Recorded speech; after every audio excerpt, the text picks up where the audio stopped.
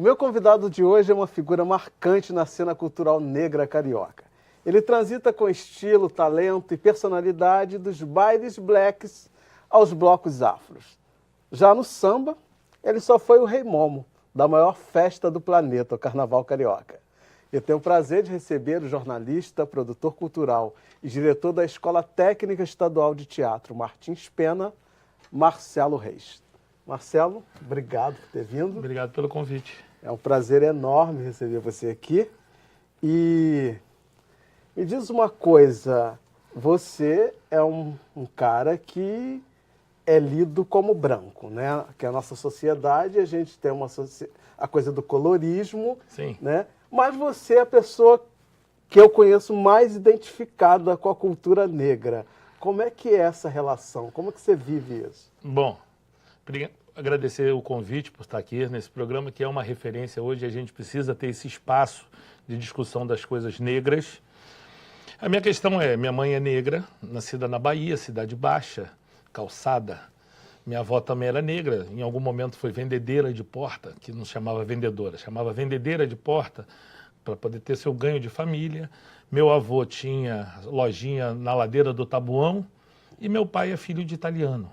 Então fez essa mistura, que não é a miscigenação dita brasileira, nem da democracia racial, mas é a mistura que eu sou. E eu sempre me identifiquei com as coisas negras. Sempre foi minha opção de vida fazer essa opção de brigar pela questão da etnia, pela questão da intolerância. E eu sempre vesti essa camisa e eu sou um militante orgânico. Desde sempre, né? Desde sempre. Só eu te conheço há muitos anos, mas eu sei que isso vem de muito mais tempo. Minha primeira entrada real foi no grupo Agbara Dudu, na época de Vera Mendes e todo o Júlio Cristo, Gabriel, toda essa galera. Verdade que você teve que provar que você era filho de negro? Era. Não deixaram eu tocar na banda. Eu toquei num dia que eu estava com a minha namorada na época e eu tive que levar uma foto da minha mãe e da minha avó para mostrar para o Júlio para poder tocar na banda Dudu. Isso 33 anos atrás. Logo depois eu entro no Bloco Orumilá e ajudo a fundar. Sou um dos fundadores do Bloco Afro Orumilá também, que é um bloco hoje que é referência. Uhum. E a gente tem... E hoje participo da diretoria do Filhos de Gandhi, como convidado, um diretor convidado, para ajudar na reformulação da imagem do Filhos de Gandhi, que é um grupo também que é referência, um afoxé mais antigo do Rio de Janeiro. Eu entro nessa briga, brigo para estar dentro desse núcleo, por causa de colorismo, você não tem melanina. Mas nos Estados Unidos, até a 8ª geração, você é negro. E aqui a gente tem dificuldade de entender que pardo não existe, pardo é um papel craft. E o mais claro ou mais escuro, isso não é importante. O importante é quem está ombreando. E o local de fala. Eu não posso ter o mesmo local de fala que você, porque ninguém reclamou do meu dread. Uhum. Mas eu tenho outras falas. E o fato de você ter a pele branca, naturalmente, garante alguns privilégios. Sim, né? E eu tenho que reconhecer esses privilégios. Eu não sou discriminado, eu não tomo blitz no meio da rua, quando estou sozinho, mas quando eu estou com a minha filha ou com a minha mulher, eu tomo a blitz. Eu sou discriminado quando eu chego com a minha filha negra em algum lugar que estranho por eu ser o pai branco. Então, assim, eu tenho outro local de fala também. Mas nós temos que, para ganhar qualquer guerra, é necessário identificar quem são nossos reais inimigos. E a gente não está... Estamos tendo dificuldade de chegar, agregar pessoas na briga e estamos brigando para dentro. Eu acho que a gente pode ter uma briga mais produtiva e mais profícua, explicando tudo para fora. Agora, na tua opinião, né, assim, o que te levou a escolher? Porque é uma questão de escolha. Você é uma pessoa que poderia se identificar e se apresentar como branco e estava tudo certo, né? E você escolheu nadar contra a corrente, né? Porque não é fácil ser negro no Brasil. Sim. Por filhas negras. Por que você fez essa escolha? Não sei te dizer. Isso foi natural? É natural. Assim. É natural. É um reconhecimento da história da minha família. Ter uma tia que é uma Ialorixá, Dona Lourdes Ominibu, que tem casa desde o Recôncavo, desde 62. Ter famílias de santo, ter sido criadas também em várias épocas da minha vida, por Dona Obá Ganju, por Dona Glorinha Toquendo, por pessoas de terreiro sérias, comprometidas, e me identificar com essa história também, da nossa ancestralidade. Por exemplo, recentemente eu estava com um espetáculo junto com a Aninha Catão chamado Cosmogonia Africana, que é a origem, a mitologia iorubana, a criação do mundo pela visão iorubá. Importante a gente passar isso adiante. Então eu comprei essa... Eu sou orgânico, eu não tenho como te dizer qual foi o momento que eu quis começar a ser um militante negro de cultura negra. Não tem aquela coisa quando eu me tornei negro, não, né? Quando eu me converti, eu não me converti, eu já nascia. Até pela minha função religiosa, que eu sou um Ogã, então eu já nasci, vou continuar sendo, e na outra também vou ser.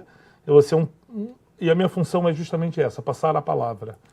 Agora, a questão dos blocos afros, né? Os blocos afros tiveram uma importância muito grande no contexto cultural no Brasil, principalmente na Bahia, na coisa mesmo do resgate, da autoafirmação. E você participou desse processo. Qual é a sua leitura? Você acha que realmente os blocos afros tiveram um papel importante na construção dessa identidade negra? Eu acho que até muito mais do que isso. O bairro de Madureira, do Rio de Janeiro, volta a ser bem negro graças ao Aguibara Dudu, e as pessoas não falam isso. Darcy do Jongo tocava lá e falava assim: o jongo é sagrado e meu tambor é profano, e nos ensinava a tocar.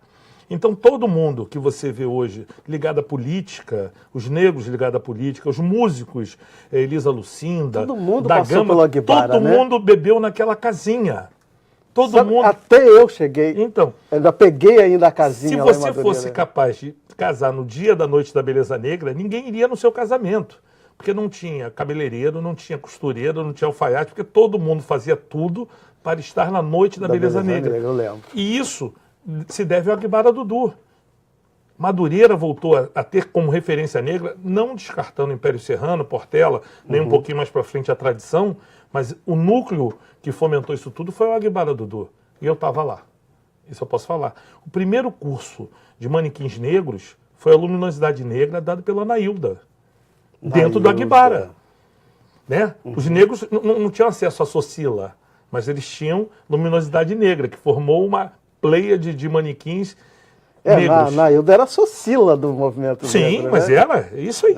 Essas são as nossas referências que a gente tem, e a gente tem que falar essa história. Porque senão as pessoas acham que estão chegando agora, eles são o número marco zero na discussão, nessas discussões. E a gente tem que respeitar a nossa história. A gente não é marco zero, a gente não começou agora, as cotas não surgiram da terra. Né? A gente tem que ver todos esses deputados, os vereadores, que trabalharam, os movimentos sociais que trabalharam em prol disso. Tem que ser reconhecida essa história e respeitada, continuada com a juventude, com a nova energia que eles têm.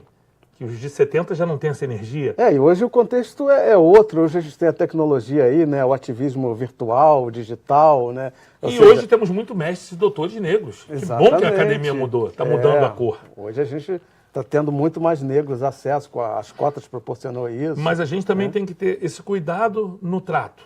Esquecendo que existe uma história anterior, que você não é o marco zero dessa discussão, esse respeito à história toda, desse legado que deve ser trazido, do IPCN, do IPDH. São institutos que tiveram grande importância na formação de pessoas como o João da UERJ, que abriu uma universidade para os movimentos sociais entrarem na universidade. As pessoas têm que conhecer essas pessoas. Eles que são referências. Eu já vim depois, mas bebi nessa fonte. Então... E o charme, o soul, né? Geralmente tinha essa coisa, né? Quem era de um movimento, meio que torcia o nariz para o outro. E você sempre circulou em tudo. Eu agradeço a todo mundo, porque Black Music era um gordinho branquinho, que chegava na roda, ninguém acreditava, e quando eu dançava, eu podia sair sem olhar para trás, sem medo, porque eu sempre gostei de dançar muito. E o movimento charme, ele teve também uma questão da autoestima. As pessoas tinham que se vestir melhor para ir para o baile charme. Era proibido entrar de camiseta, tênis e jeans. Mas também, em dado momento, teve uma mudança. Eu lembro que as pessoas iam em pé dentro do ônibus. Para não amassar o linho. Para não amassar a roupa de linho, que é bonita amassada. Mas eles tinham essa leitura que tinham que estar inteirinho. Ninguém sentava. O ônibus podia estar todo vazio. Isso aí. Que ninguém sentava. Mas também teve um movimento contrário, que foi a criação do viaduto, pelo meu querido amigo Celso. Celso criou o viaduto quando foi barrado no baile charme do Vera Cruz, que ele só andava de macacão. Então ele falou que ia criar um baile onde todos tivessem acesso. Eu chamava de baile dos mendigos, porque 6 horas da tarde...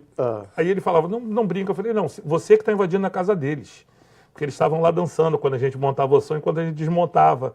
E era um baile extremamente popular, aberto, não tinha aquela cerca, não tinha nada, e começou na boleia de um caminhão. Lupe é um dos DJs que começaram naquele baile lá, na boleia de um caminhão debaixo do viaduto. Então a gente tem que ter leitura sobre esses movimentos, a importância do charme enquanto elegância, a importância do viaduto enquanto democratização do espaço público. Tem que ter leitura dessas coisas. É importante. E eu sou apaixonado pela Black Music e brigo também pela Black Music nacional. Eu acho que até os DJs tocam muito pouco do que nós temos de muito bom, que era Tim Maia. Falando em Tim Maia, eu tive o prazer de estar no show do Mandela, trabalhando junto com o Filó, e a gente viu o público todo segurando para escutar o Tim Maia, o grande rei. Então é bom. Então, você é um cara que tem uma trajetória aí que eu imagino de muitas histórias. Eu queria que você contasse alguma curiosidade, assim, que você viveu, presenciou, algo que... Estar com Mandela foi uma coisa absurdamente importante. Ver aquele líder na Praça da Apoteose, né? A gente segurando os artistas, Alcione, Taiguara, Tim Maia, para poder cantar, porque o Mandela estava presente. Quer dizer, um líder que sai da prisão sem a raiva, querendo construir um país novo. Eu só chorava, sabia? Eu só chorei, a única coisa que eu fazia. Não tem outra reação. Então, assim, minha outra grande história, eu acho que foi a brincadeira de eu dizer que ia ser Rei Momo, o rei da cidade, e acabo virando no primeiro Mas concurso. Foi uma brincadeira, isso? Foi. Como é que é essa história? Eu estava no Canecão, tinha uma festa e o Rei Momo, atual, daquele momento, não apareceu. Aí eu falei, ele não veio, mas eu tô aqui, eu vou ser o próximo. Aí um amigo meu chamado Roberto Littman, Robertinho do Rio, que tinha um programa, vai sábado lá, vamos conversar sobre isso. E nisso que eu falei, um monte de mestre sala e porta-bandeira, que são meus afilhados, meus sobrinhos, estou dentro, vou botar a bandeira é minha, a bandeira é minha. Sábado eu fui no programa falar sobre carnaval.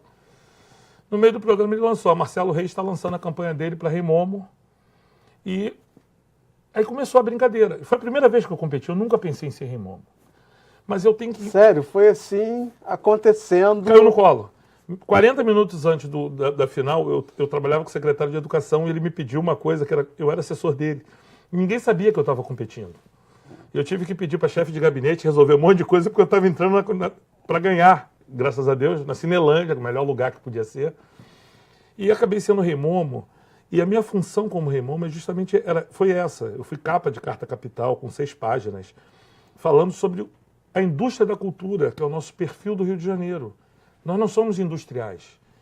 Nós somos indústria do lazer, do entretenimento, do turismo. Nós temos Angra dos Reis, temos tantos lugares bonitos, pouco explorados pelo potencial. E a minha cultura foi essa, de falar que o carnaval não é somente pão e circo. É a cultura de um povo, é geração de renda. São milhares de pessoas que trabalham para que o carnaval aconteça.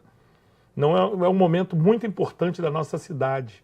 E é um momento muito importante da cultura do Brasil. Que parece que deixou de ser, né? Mas não vai ser, não. Mas enfim, a gente vai fazer um pequeno intervalo e na volta a gente continua falando aí dessa trajetória de Rei Momo do Marcelo.